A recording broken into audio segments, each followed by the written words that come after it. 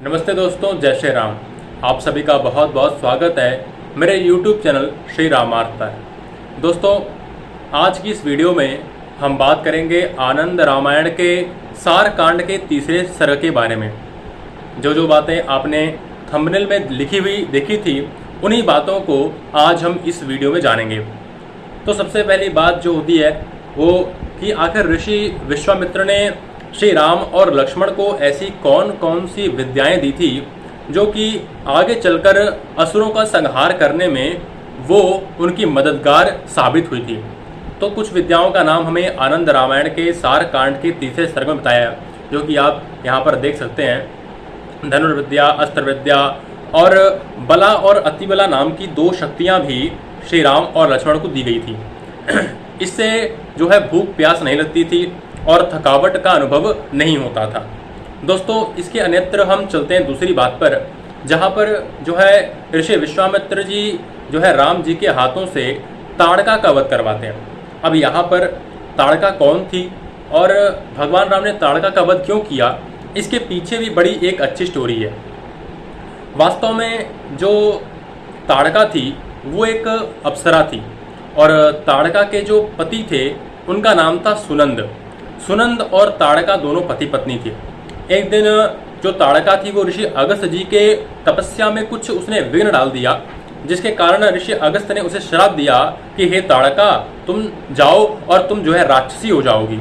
दोस्तों, और अगस्त्य जी ने कहा कि हे ताड़का, तुम्हें मारने के लिए भगवान राम स्वयं आएंगे और उन्हीं के बाण से जो है तुम्हारा उद्धार होगा। दोस्तों, ऐसी बात सुनकर के जब ऋषि अगस्त्य जी चले गए, तब ताड़का वहीं पर उस जगह पर विराजमान हो गई और वो राक्षसी प्रवृत्ति की हो गई।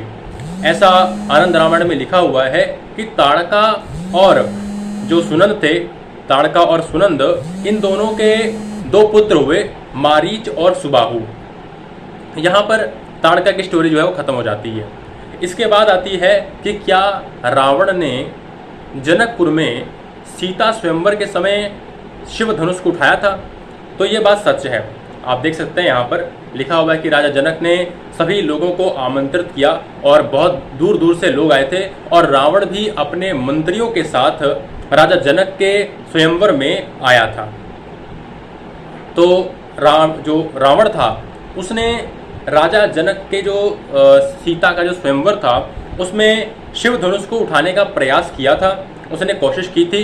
पहले उसने एक हाथ से उठाया था, अपने जो है बाएं हाथ से, उसके बाद फिर दायां हाथ भी लगाया, फिर उसके बाद उसने 2 हाथ, फिर 3 हाथ, 4, 5 ऐसे करके 15, 16 और ऐसे करके उसने अपने 19 हाथ लगा दिए, क्योंकि 10 सिर वाले के जो है रावण के 20 हाथ थे। तो उसने 19 हाथ लगाए शिव धनुष को उठाने के लिए और एक हाथ से उसने डोरी को पकड़ा, पर वो उसे उठा ना पाया और वो धनुष जो है रावण की छाती पर गिर गया।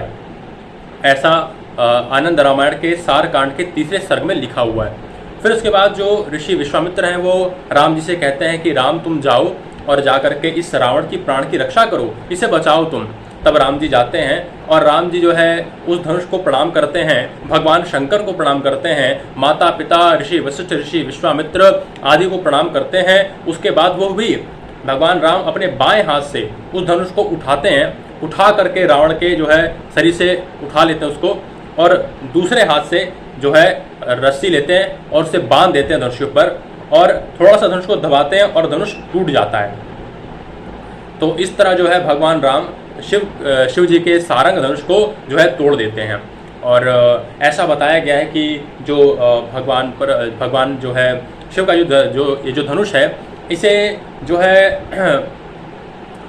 500 जो बैल थे या सांड कह लीजिए, वो मिलकर इसे खींचा करते थे। तब ये जो है एक जगह से दूसरी जगह हिला करता था, वरना इसे हिला पाना बड़ा मुश्किल था। यहाँ पर एक और बात कही जाती है कि जो माता सीता थी वो बचपन से ही इस शिव धनुष को जो है उठा कर खेला करती थी। इसी कारण से परशुराम जी ने माता सीता को लक्ष्मी के रूप में माना था और वो जो है कहते थे कि आगे जब सीता का स्वयंवर होगा तो जो व्यक्ति इस धनुष को उठा पाएगा वही सीता से विवाह करेगा। और आनंद रामायण में ऐसा बताया गया है कि भगवान शंकर ने इसी सारंग धनुष से त्रिपुरासुर का वध किया था और फिर बाद में इसे परशुराम जी को दे दिया था और परशुराम जी ने इसे राजा जनक को दे दिया था। ऐसा जो है अलग अलग कहानियों में बताया जाता है। तो दोस्तों यहाँ पर ये वीडियो जो है समाप्त हुई। अगली वीडियो में और सारी बातों को जानेंगे। अगली वीडियो में जानेंगे कि आखिर माता लक्ष्मी धरती से कैसे प्रकट हुई, इसके बारे में जानेंगे।